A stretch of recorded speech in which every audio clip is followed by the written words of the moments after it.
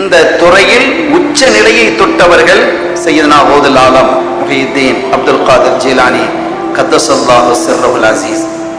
வலிமார்கள் அத்துணை பேரையும் அவர்களுடைய பாதத்திற்காக தங்களுடைய தோளை கொடுத்தவர்கள். கதமி அலா ரகபாத்தி அவுலியா அலா ரகபாத்தி குல்லி அவுலியா, அனைத்து வலிமார்களினுடைய தோள்களிலும் என்னுடைய ஆளுமை இருக்கிறது என்றார்கள்.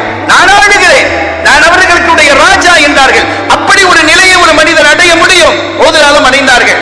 அதை அல்லாஹ்வே சொல்வான். புகாரியிலே ஒரு செய்தி வருகிறது, ஒரு மனிதன் ஃபர்லான வணக்கங்களை கொண்டு என்னை நெருங்குவது போன்று வேறு எதை கொண்டும் நெருங்குவதில்லை. அதன் பிறகு அவன் நஃபிலான உபரியான வணக்கங்களை கொண்டு என்னை நெருங்கும் பொழுது அவர் பார்க்கும் பார்வையாக நான் இருப்பேன், அவர் கேட்கும் கேள்வியாக எதை அவர் கேட்கும் கேள்வியாக நான் இருப்பேன், அவர் பிடிக்கும் பிடியாக நான் இருப்பேன், அவர் நடக்கும் நடையாக நான் இருப்பேன். எல்லாம் நானே இருக்கிறேங்கிறான். அவர் பார்க்கும் பார்வையாக என் பார்வை இருக்கிறது என்று கூட அல்லாஹ் சொல்லல. அவர் பார்க்கும் பார்வையாகவே நான் இருக்கிறேங்கிறான்.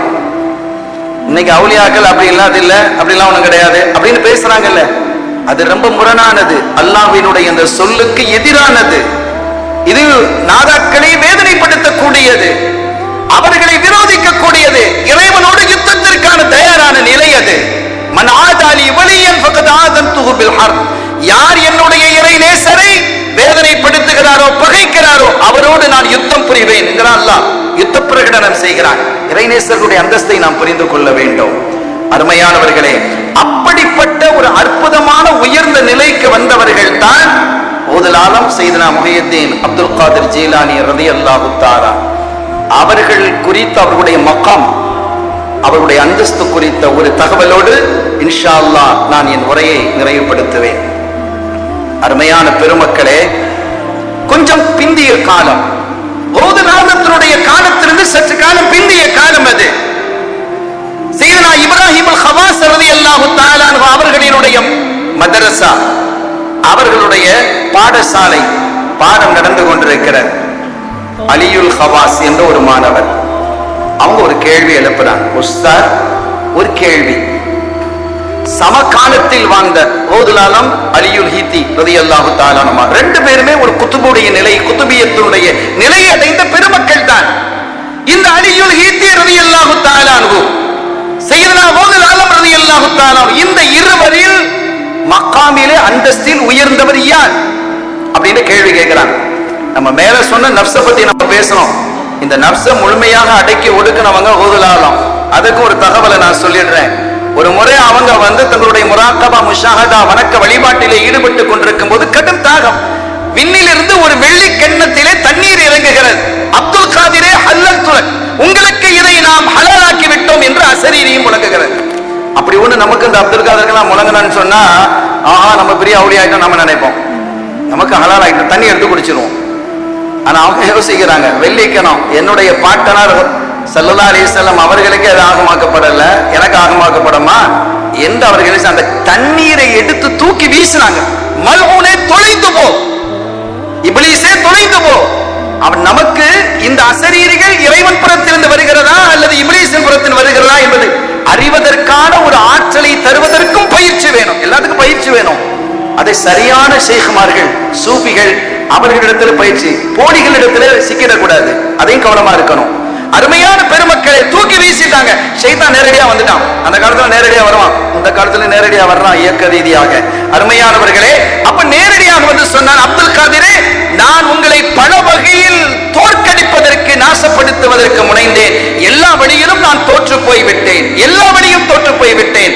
இப்போதும் கூட உங்களை கவிழ்ப்பதற்கு பார்த்தேன், ஆனால் உங்களினுடைய தவக்குலின் மூலமாக, அந்த இறைவன் மீது கொண்டிருந்த உங்கள் நம்பிக்கையின் மூலமாக என்னை நீங்கள் ஜெயித்து விட்டீர்கள். உண்மையா இல்லையா? இப்லீஸ் சில சமயத்துல போய் உண்மையை சொல்லுவான், சில சமயம் இப்ப உண்மையதான சொல்றான். உங்களினுடைய இறையச்சம், இறைவன் மீது கொண்டிருக்கக்கூடிய நம்பிக்கையின் வழியாக என்னை நீங்கள் வென்றெடுத்து விட்டீர்கள் என்ன. இப்பவும் உண்மையிலே கவிழ்க தான் பாக்குறான்.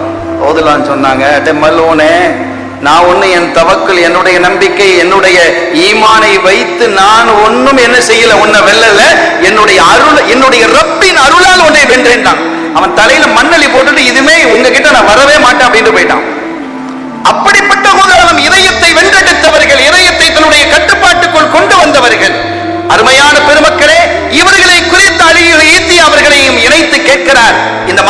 கேட்கிறாரு, இந்த ரெண்டு பேருடைய மக்காம்ல யார் உயர்ந்தவங்க? உஸ்தாத் சொன்னாங்க ஓதுலாலம் தான் உயர்ந்தவங்க. மாணவர்னா சின்ன சின்ன பையங்கள்ல எல்லாம் தாடி நிறைச்சவங்க, அவங்களும் விலாயத்தை நெருங்கினவங்க அல்லது விலாயத்தில் உள்ள பெரிய பெருமக்கள்.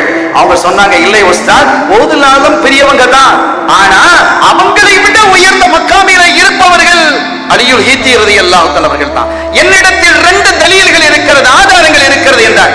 என்ன ஆதாரம் சொல்லு அப்படின்னாங்க உஸ்தாத். ஒண்ணு, நான் ஒரு கனவு கண்டேன். அந்த கனவுல ஹதீரத்துல் குதுஸுக்கு செல்லக்கூடிய படிக்கட்டு, அந்த படிக்கட்டுக்கு கீழே கோடிக்கணக்கான அவுலியாக்கள், மேலே முதல் படி, அதிலே அந்த எண்ணிக்கை விட குறைவான அவுலியாக்கள், அதற்கு மேலே இன்னும் குறைய குறைய மேலே போக போக எண்ணிக்கை குறைய தானே செய்யும். ஃபர்ஸ்ட் ஸ்டாண்டர்ட்ல படிக்கிறவன் எல்லாரும் கடைசியில போய் கிராஜுவேட்டா முடியறது இல்லை இல்லையா? 12th டிஸ்கண்டினியூ, 10th டிஸ்கண்டினியூ, அப்படி போய் தான் மேலே எண்ணிக்கை குறைவாக இருக்கும். போலீஸ் கான்ஸ்டபிள் நிறைய இருப்பாங்க, டிஎஸ்ஐ, எஸ்ஐ, ஐஜி, எண்ணிக்கை குறைவாய்த்து கொண்டே இருக்கும். அதே போன்று நான் அப்படி பார்த்தேன், மேலே செல்ல செல்ல வெளிமார்களுடைய எண்ணிக்கை குறைந்து கொண்டு வந்தது. 5 படிகள் இருக்கும் பொழுது நான் பார்த்தேன், அப்போது யார் யார் இருக்கிறார்கள் என்பது தெரிந்தது.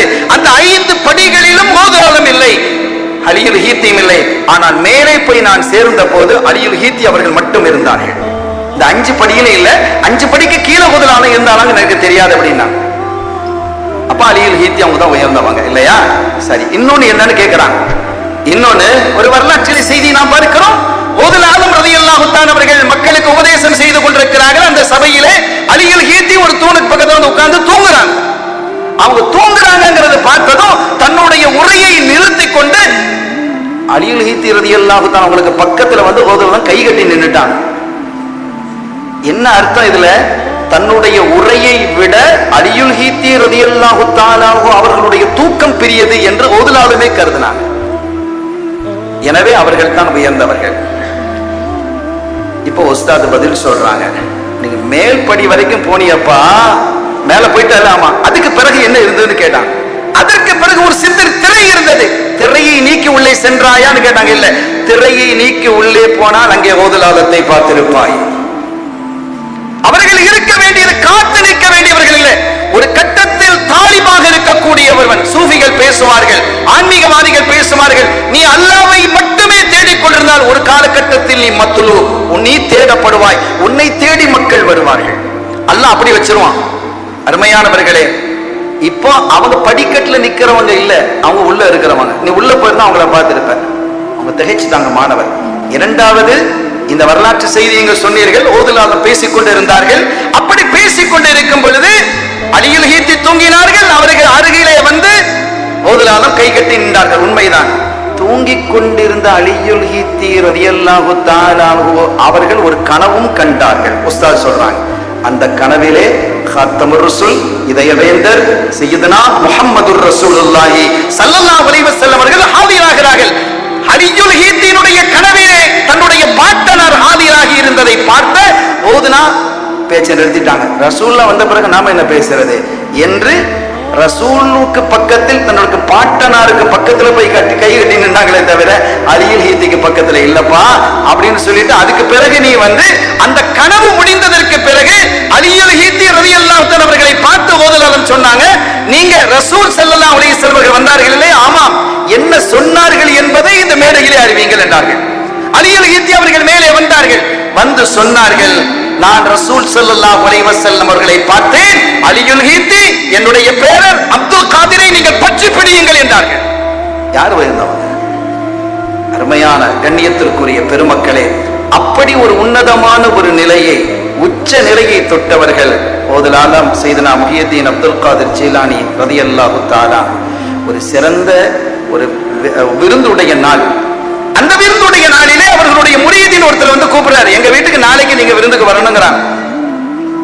சரின்னாங்க. இன்னொரு ஒருத்தர் வந்து கூப்பிட்டாரு, எங்க வீட்டுக்கு வரணும்ட்டார். அவரும் சரி. 40 பேர் கூப்பிட்டாங்க, 40 பேருக்கு மதியம் வீட்டுக்கு வரலன்ட்டாங்க. மறுநாள் எல்லாரும் பேசிக்கிறாங்க, எங்க வீட்டுல ஒரு நாள் சாப்பிட வந்தாங்க. உங்க வீட்டுல வந்தாங்களா? எங்க வீட்டுக்கு வந்தாங்கப்பா. எங்க ஒருத்தர் வீடும் ஒவ்வொரு தூரத்தில் இருக்கு. எல்லாரும் என் வீட்டுல வந்தாங்கிறாங்க. என்ன, யார் எதை நம்புறதுன்னு தெரியல. அவங்கள்ட்ட ஹாதிம், அவங்களுடைய சர்வன், பிரத்யேகமான ஒரு சர்வர் இருக்கு, அவர்கிட்ட சர்வன்ட்ட போய் கேட்போம், ஹாதிம்ட்ட போய் கேட்போம் என்று வந்து கேட்கிறாங்க. அவர்கிட்ட கேட்கும்போது சொன்னாங்க, அவங்க எங்கேயும் போயெல்லாம் அவங்களோட மதரசால தான் அவங்க இருந்தாங்க அப்படிங்கிற. ஒரே காலகட்டத்தில் ஒரு நபர் பல இடங்களில் சமூகம் அளிக்க முடியுமா என்றால் முடியும். அது ஆன்மீகத்தினுடைய உச்சத்தை தொட்டால். ஏனெனில் அல்லாஹ் சொல்கிறான், அவர் நடக்கும் நடையாக நான் இருக்கிறேன். இதுக்கு மேல என்ன இருக்கு? அதுக்கு ஒரு தடையா, தங்கா, அதுக்கு ஒரு சிறையா, ஒரு இடைவெளியா? எதுவும் இல்லை. எதையும் விட்டு அப்பாற்பட்ட ரப்பு ஆக ஃபனா ஃபில்லா என்பார்கள். அந்த நிலையை தொட்டவர்களுக்கு அல்லாஹ் உயர்ந்த அந்தஸ்தை கொடுக்கிறான், வல்லமையை கொடுக்கிறான், ஆற்றலையும் சக்தியும் கொடுக்கிறான். அவர்களுடைய நினைவாக குழுமி இருக்கக்கூடிய நம் அத்தனை பேருடைய இதயங்களையும் பரிசுத்த இதயங்களாக வல்லாஹ்